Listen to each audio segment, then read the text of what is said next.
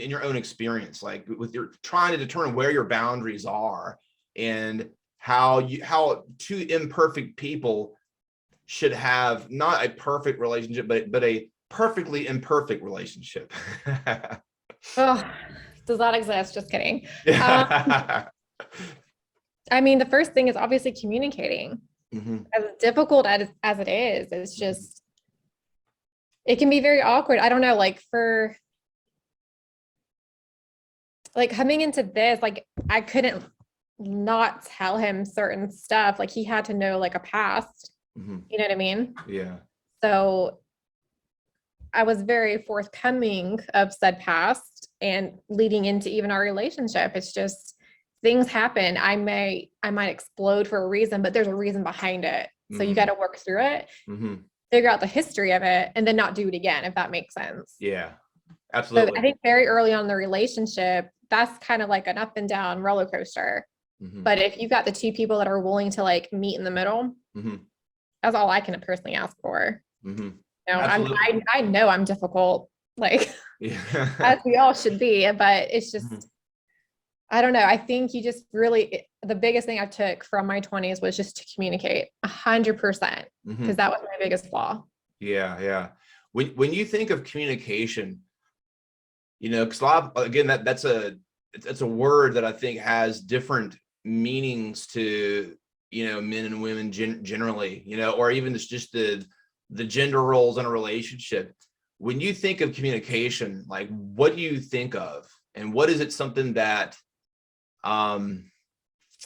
what is something that you could, if you could wish that men would understand more of when you think of communication? Like what would that be? You know, what, like, let's unpack that word, and, you know, at least from your perspective, you know. That's a good one. Ooh, hold on. This is a thought. Gosh, that's actually really hard. Like, do you have, I hate to ask for an example, but do you like, what is, when you're asking that question, what is in your mind? Okay, so yeah, so it's weird. It's like, you know, it sounds like in alien movies, how like when the aliens communicate, it's like, and it's like they're trying to like display in a movie like what communication looks like that we don't understand, you know. And sometimes I think between the sexes, it's you know, and so, but at the same time, I don't, in my own belief is that that's because we don't realize there's a common inner dynamic that we have to kind of approach from different directions. You know, one's approaching it through masculinity, one's, you know, going through, you know, through femininity. And so there's both, and sometimes, you know, we have the capacity for both that we're trying to kind of resolve within ourselves. It could be said about those two, you know, polar energies that at the same time work together to express themselves in, you know, lots of different ways within each person. But when it comes to communicating, and that this, to me, communication comes down to, it's not just words, it's not just information, it's energy. You know, this is why, like, we do so many things that don't require, you know, like there's love languages, you know, and, you know, there's certain things that sometimes, you know, I feel like we all have all of the love languages in some capacity, but there's a certain kind of orientation that we have, that we prefer to receive love a certain way, at least where we are in that moment. There's actually, I don't know, I even feel like with love languages, where we're vulnerable, sometimes where we should work on receiving love. And yet it may be the one that initially doesn't feel like that's the place where we, you know, where we prefer to receive it. We may be more vulnerable somewhere else, and we prefer to receive it in a less vulnerable setting. For instance, you know, I'm a talker. I'm kind of different from most guys, because I kind of really have navigated. I have a lot to say, but I also, like, I enjoy the kind of inward archaeology of it all. And, you know, but at the same time, like, sometimes when someone does something for me, like that's kind of like, I don't know how to receive it. I'm like, like I feel like it kind of encroaches on an area and it's difficult. Yet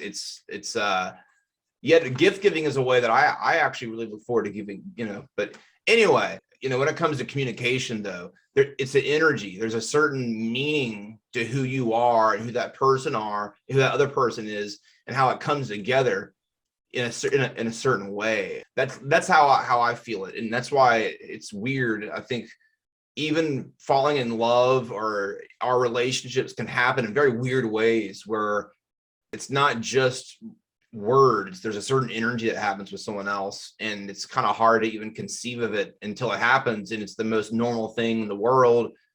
But previously it felt like it was so hard because I don't know. It's kind of almost like, I guess, I don't know, but maybe I'm not thinking of it clearly as you're talking, but like a simple touch is a good communicative tool. Yes. I mean, like an example for me is I don't like to be vulnerable.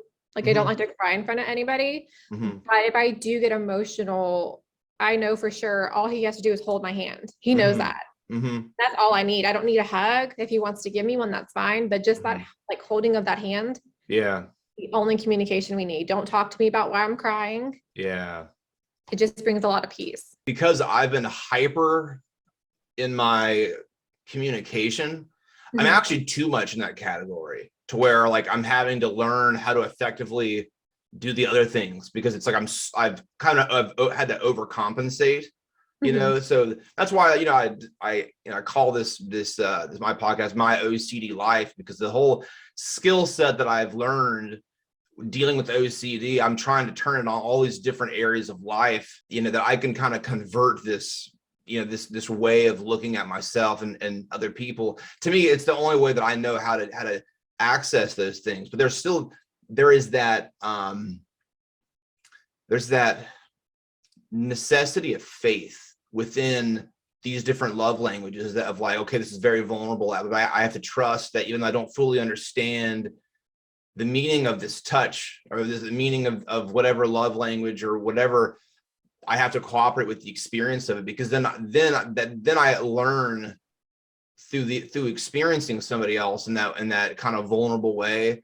I don't know. I then become more alive myself, and I feel like, then I'm more in tune to who they are. That's really what I feel like the vulnerability of in relationships, love really is why it's so magical, because as you're allowing yourself to become more alive, it is your own inner world, but you're opening it up to somebody else.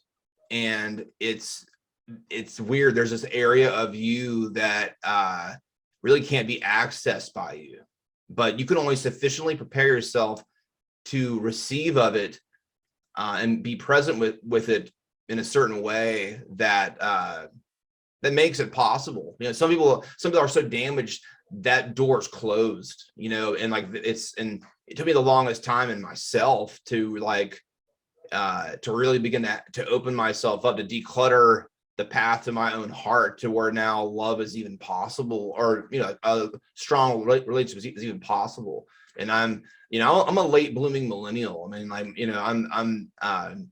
and I've only recently have kind of been able to experience what it's like to truly connect with someone. And sometimes it's weird. Sometimes you connect with someone's energy and it's so quick, and it's something that it can surprise you, because there's still a process to intimacy, but sometimes there's an energy that you learn another person's energy so quickly that it feels like you've known them forever, but it's crazy. Yeah. See, man, it's funny. Like we could dig into all this stuff like for hours, man. It's really like, it's fascinating. And I feel like I'm in need of simple conversation, because my nature is to get into details and to work things out and stuff. And it's good to have it's good to talk to someone like yourself that is brings things down to kind of more practical things. It's really cool, man. I feel like your book kind of helps do the way you wrote it. It allows the person, the reader, to kind of approach certain areas that even though we are complex individuals, our emotions and our inward narratives can be very, very simple. We just have to have the courage to sort of look at them and kind of iron out, I think, sticking points that we feel we're kind of trapped in ourselves. And I feel like just feeling our reality and not judging it and allowing in that honesty, there's a love there. And I feel like that allows the real nature of who we are to kind of come through, so yeah, there's a few more passages here, and then we'll close it out, man. But like, let's see, 197.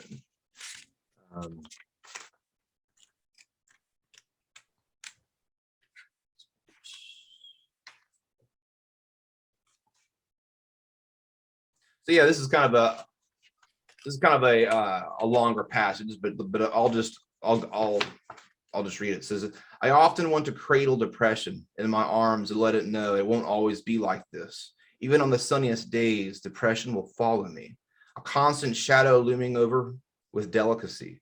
Depression isn't always tear-stained pillows and long drives in silence. In times of sadness, it has brought out a strength that hid deep within. It knows every crevice of my being, even the scars that try to cover. Depression was there for its birth. I rummaged through memories like old photographs, always looking back to a time where depression was present, an invisible friend. And I just wrote to the side that pain unfeared and embraced really can serve as a guide, because like I said before, pain lets you know something's wrong. Mm-hmm. And I think too often pain is something that we have to kind of learn learn a correct relationship with pain, because if we don't, we think it's the problem and it's actually kind of the guide. And I think essentially a lot of the darker moments in your life and in this book is kind of you unconsciously trying to point to trying to let light shine, but it can only shine if you're allowing honesty to look at everything, and that includes your own pain, and kind of embrace it in the certain sense that there's something behind it, that there's a greater truth behind it. And so embracing your pain isn't like, oh, I feel great feeling painful. That's insanity. But yeah. That's it's like understanding the deeper context of pain. And so that sort of courage that you that you've kind of embraced and that you're kind of developing in your own life, what does that feel like from a very practical standpoint? It feels interesting, I will say, because like, again, when I put it out there, this has already been written for such a long time. Mm-hmm. So most of what I've written with depression, it was still when I was sad, like not that anything bad was happening. You just get into that state of mind. And so with this particular passage, it did make me realize that, depression didn't start from one relationship. It started way before I even dated. It was there. It didn't just pop up one day. And it's kind of sad because I feel like for me, I don't know how you feel, but like, I can kind of pinpoint the first time I even remember being depressed. But I can't remember why I was depressed, if that makes sense. Yes, absolutely. Oh, I know as a middle child, feeling that ostracization or being ostracized can talk, is, like just that feeling of it, just that maybe you don't belong, and it's like, I remember a few times trying to run away and getting like up to like the top of my street, and then like being like called back because my parents realized I was upset. They're like, let's go to Dairy Queen, trying to get me to cheer up, and I remember that happened at least once. That may happen more than once actually, but like that sort of feeling of loneliness around people, it's such a weird feeling. And that's why I've been very, very, I'm very bold in my ability to withdraw myself from people, because I it's weird. I realized that my fulfillment isn't in that. And feeling that way kind of, for me, was kind of I think the genesis of me being a positively introspective person. It's an example of feeling left out, but then learning to choose to be left out. There's the whole FOMO idea of the fear of missing out. Well, there's also, I think the fear of missing in, where you fear you inwardly not being processed enough to handle a situation. And that can discourage you from probably taking some certain risks in life.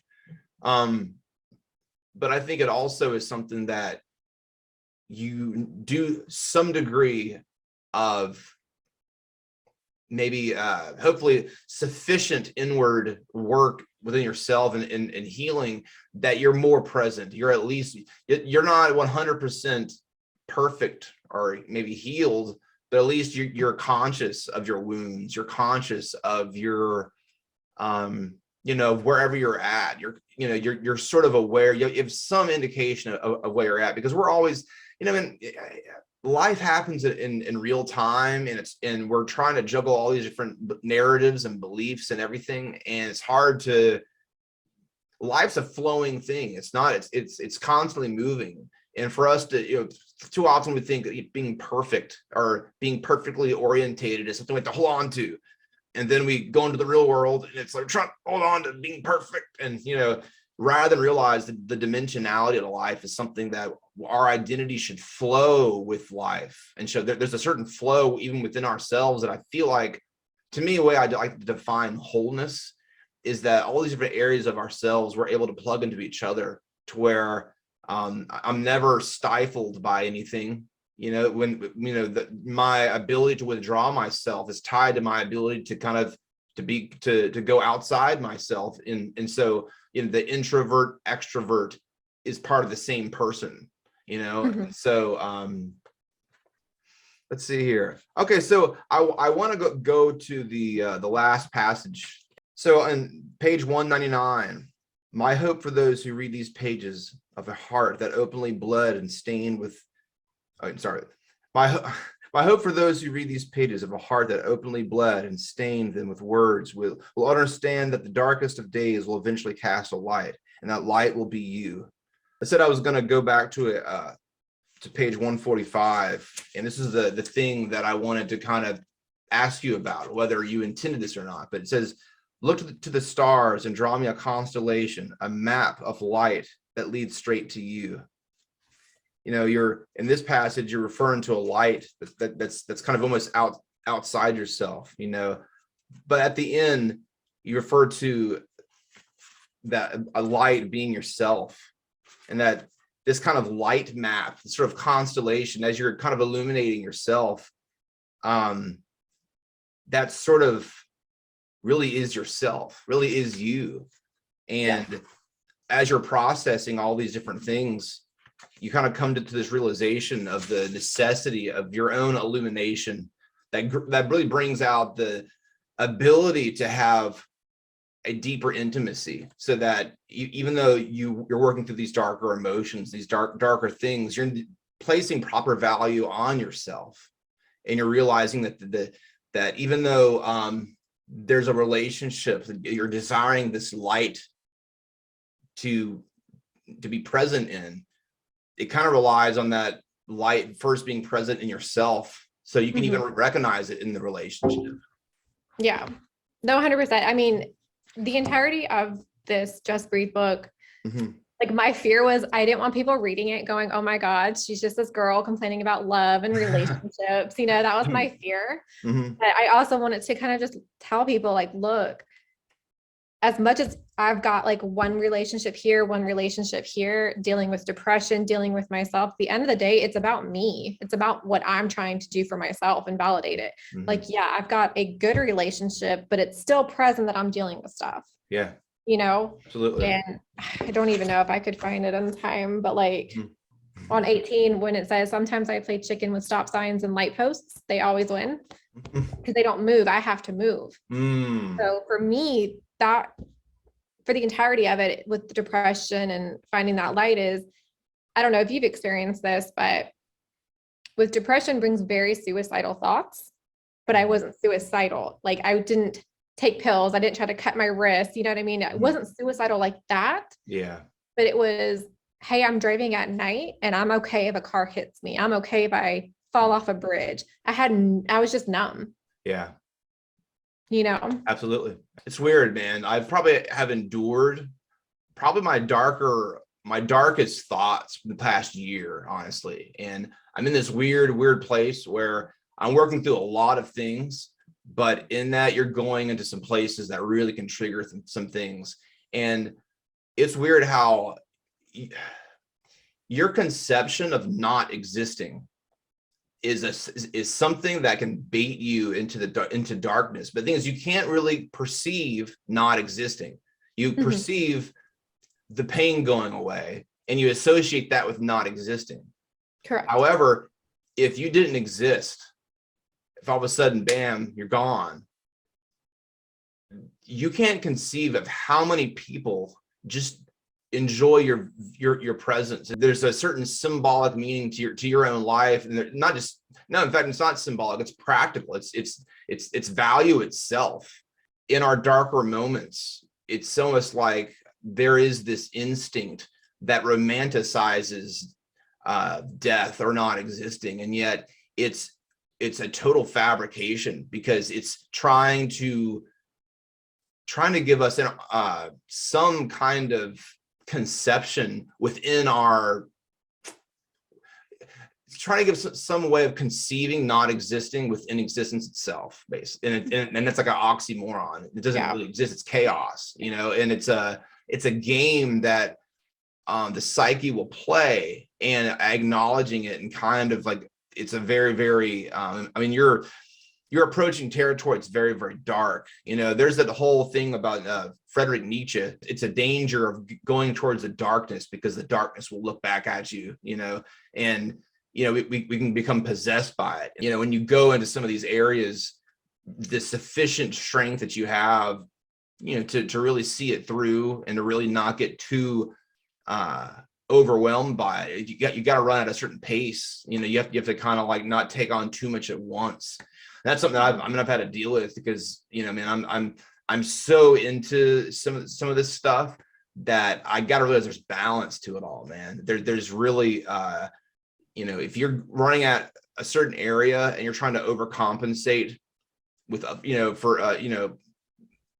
from a lack in other areas, then there's an unhealthy relationship, and that's within growth itself. And that's a problem that I feel like even within self-help, there's like this paradox that, like, it's called self-help as a genre, and yet it includes you buying other people's products.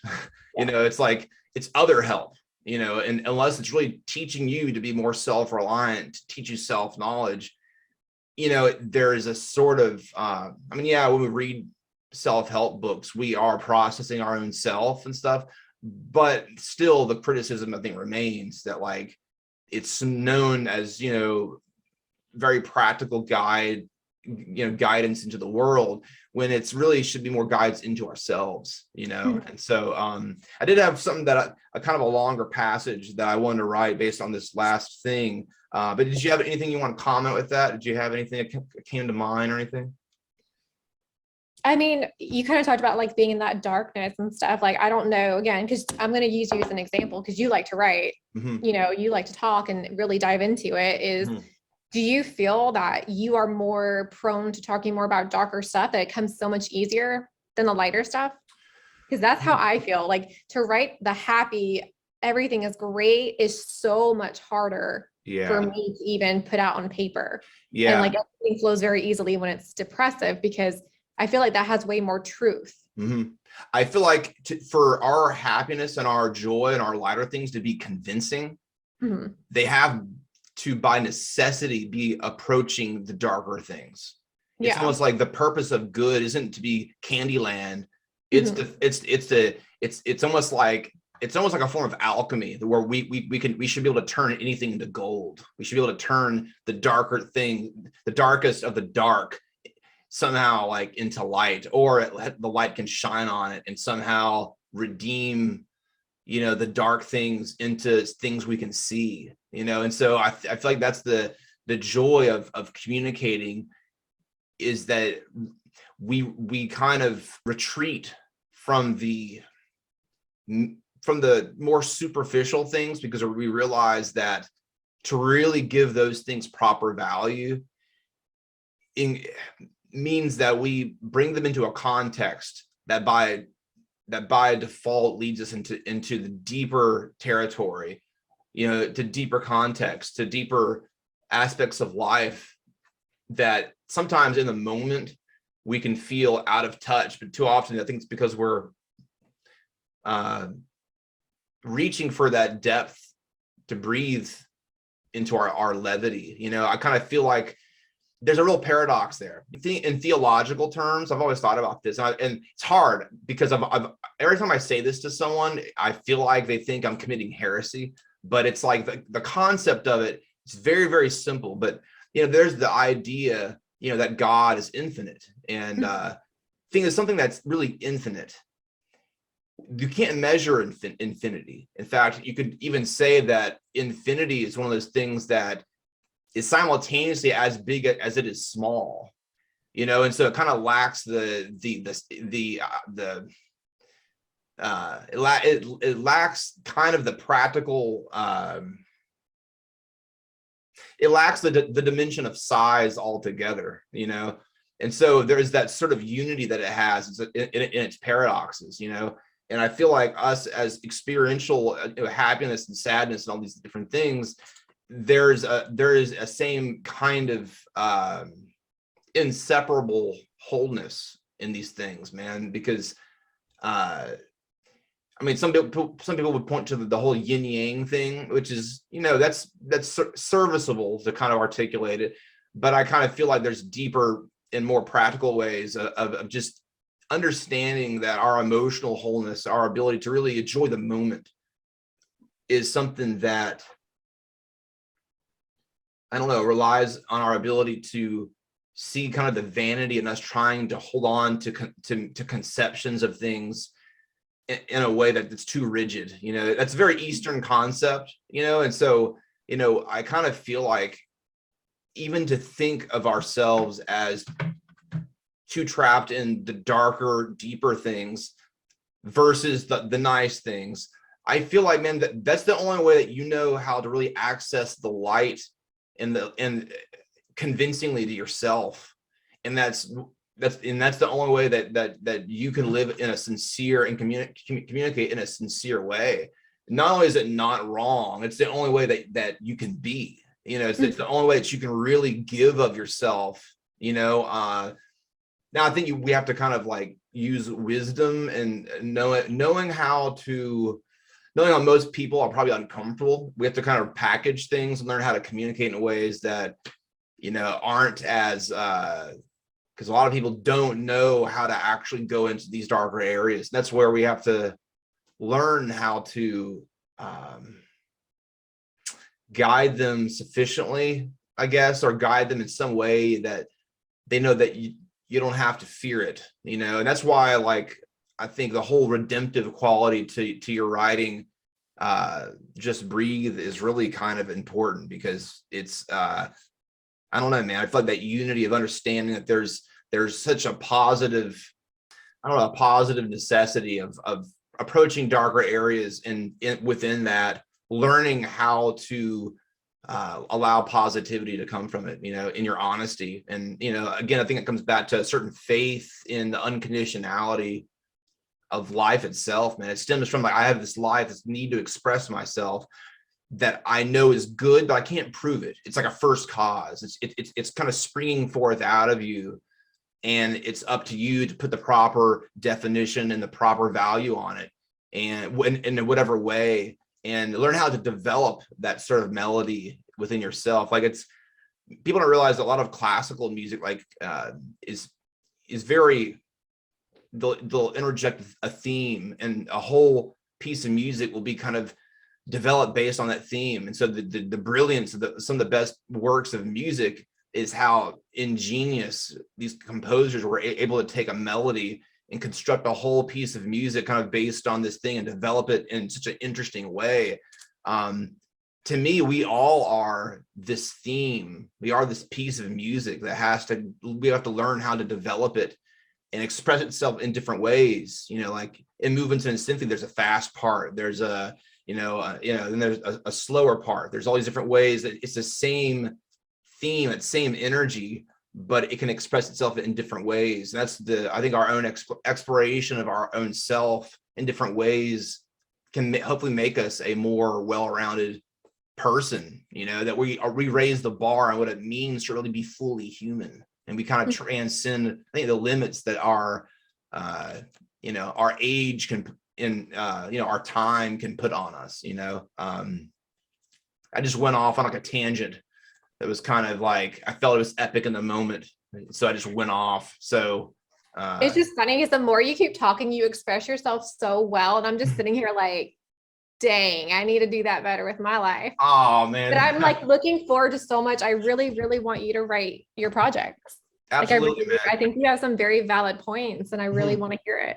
Thank you so much, man. I really I keep on, I have several projects. I know one in particular I really feel like is the book needs to exist, because I feel like in our hyper polarized political environment, there's this need and this desire to so quickly abandon ourselves and for immediate benefit of expressing our political opinion, without realizing that if we don't have a certain fidelity to ourselves, or a certain importance on keeping our own alignment, then our political opinion and our both individual and collective will be somehow possessed with the brokenness that we come to it as we neglect our own wholeness. And so it perpetuates our brokenness in the world, because we so quickly feel like we've become so reactionary that all the humanity in ourselves that we neglect as we are seeing things from a low dimensional perspective, just reacting to something.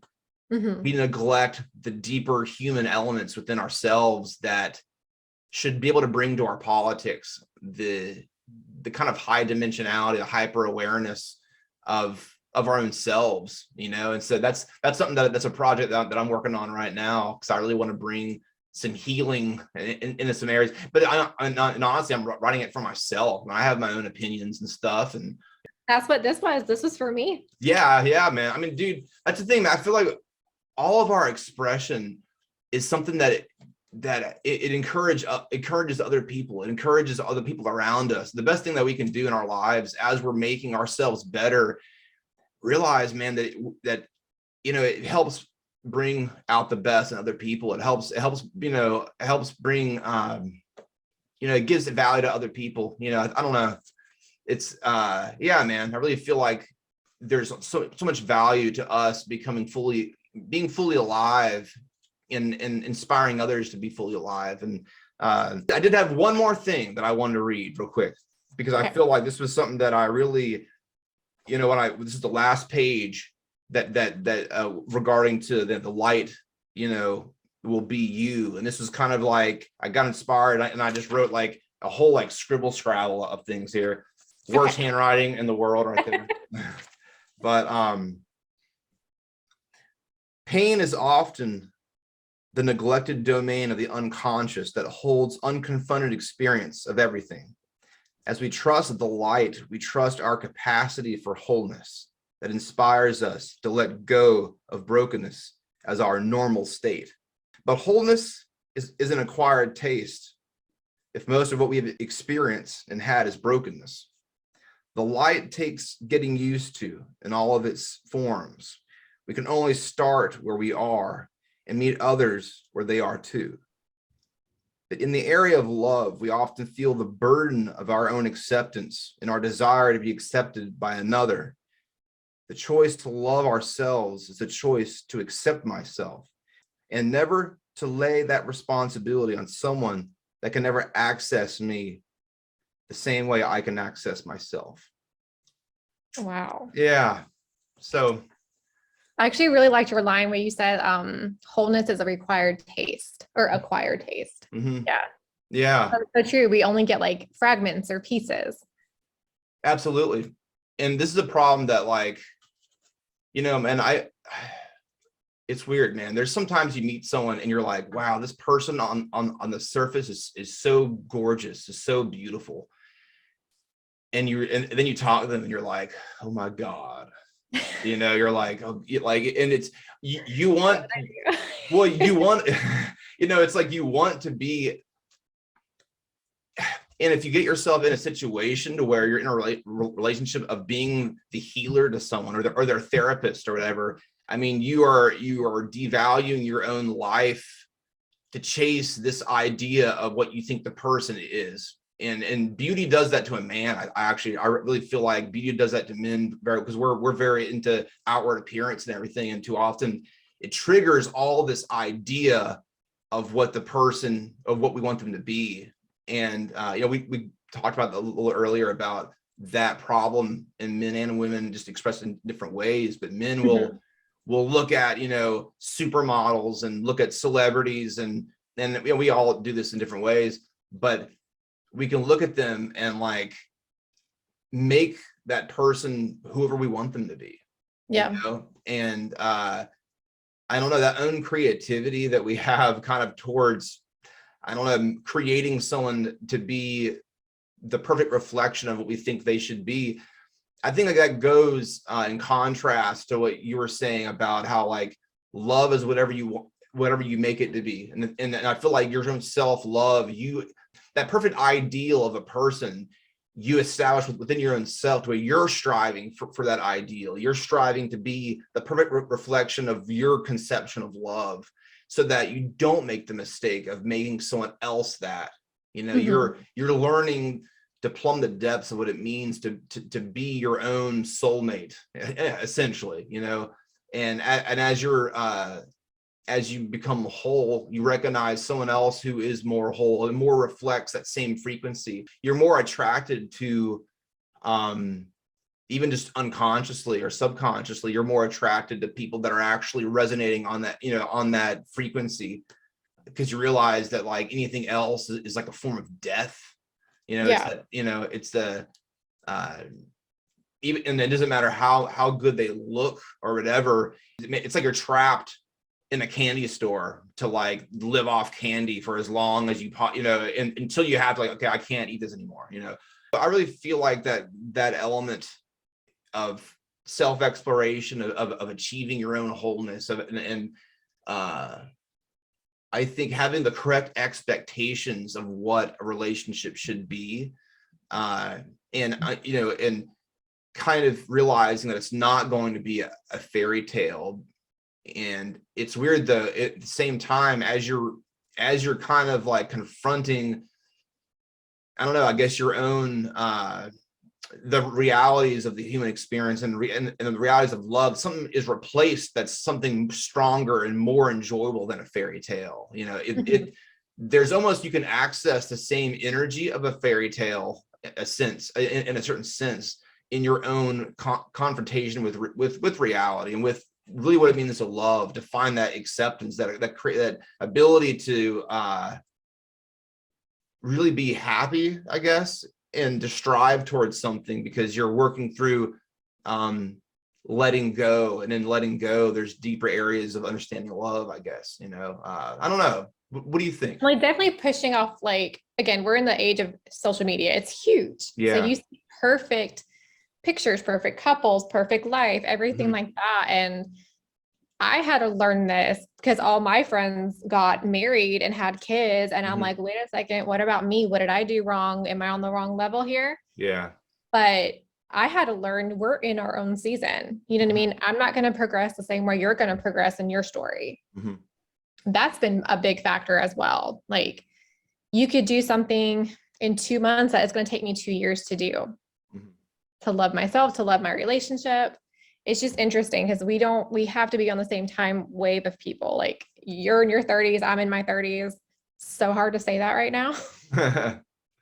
But if you think about it, if we did some of the stuff in our 20s, it wouldn't have been the same. Yeah.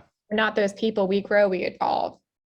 And it's beautiful. I love that I'm so okay with what happened because of who I am today. Absolutely. One thing that's really caught me by surprise, and this is a kind of a project that I'm sort of, I'll probably finish this in like 10 years because it's like it's a really ambitious kind of thing. But I've had a lot of weird experiences where I almost like could feel released in me as I got older, a certain ability to understand like my past, understand my childhood, and really understand these pockets of memory that contain so much joy that in working through some of these trauma areas, it unlocked memory. I've had some really tremendous experiences that are almost like, they sound like drug experiences, but I was totally not on anything. I've had, and they were like life-changing kind of experiences where I felt like a part of myself come alive, to where, I think we all, as we get older, I think as we're trying to achieve a degree of wholeness and an understanding of ourselves, there's this harmonization of our lives that is offered to us as we were going through the process of working through things, to where we identify what it feels like to be ourselves, like really be ourselves. And there's always like, we're so easily brought out of that. Even right now, where I feel like I am myself, it's like there's still a degree that I feel I feel like if it was like an ocean or whatever, like I'm like here or whatever, there's so much more depth to always in the moment. I have to suspend myself into myself. There's a rest. There's almost like an active meditation. Like there's almost like a meditation that occurs in real time. That's a suspension of my, my conception of who I am.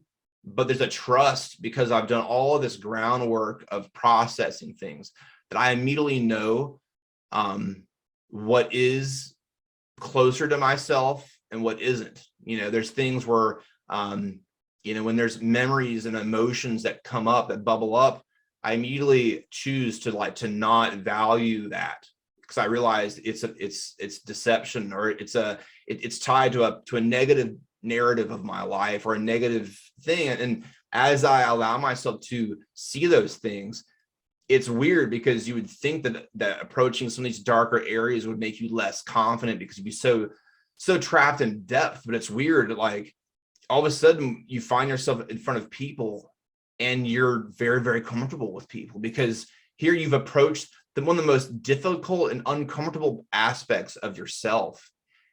And when you really receive acceptance in some of these difficult areas, what is it when you're staying in front of somebody else? The part of you that's nervous when you've actually accessed some of your most vulnerable parts in front of people, it's just like nothing to, like I said, it's like, hey, so tell me about your childhood trauma. What's your top 3 most painful moments in life? It's like, it's so like no one's nonchalant, and you have to kind of reverse engineer, kind of like, okay, so how I don't know. And in relating to other people, you have to sort of realize, okay, they haven't gone through what I've gone through, so I can only reach them to wherever they are, and and bring them a certain positivity that encourages their growth. Man, you're becoming your best authentic self. Absolutely, man. It's that unconditional life that we receive, that we're learning to unprogram ourselves of all the ego and all the different ways that we have our expectations in how people perceive us, and we're suspending that to really be the authentic representation, expression of who we are, like you said, man.